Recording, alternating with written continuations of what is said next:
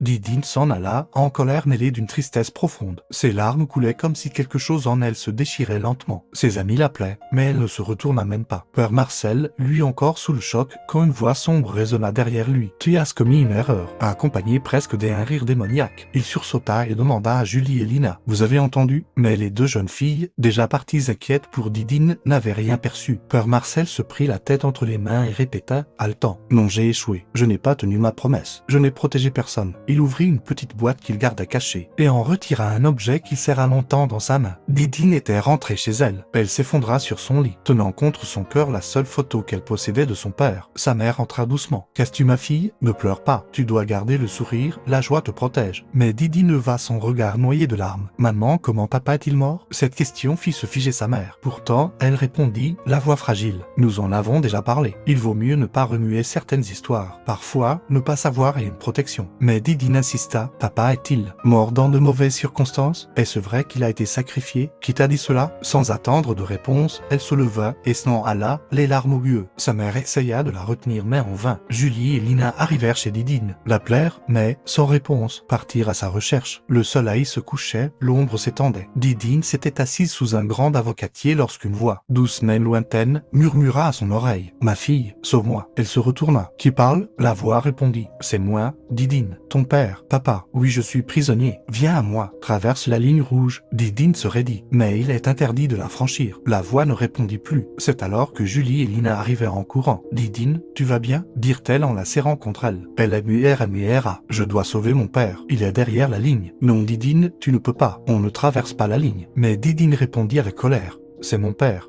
Je n'ai pas peur. » Elle marcha vers la frontière interdite.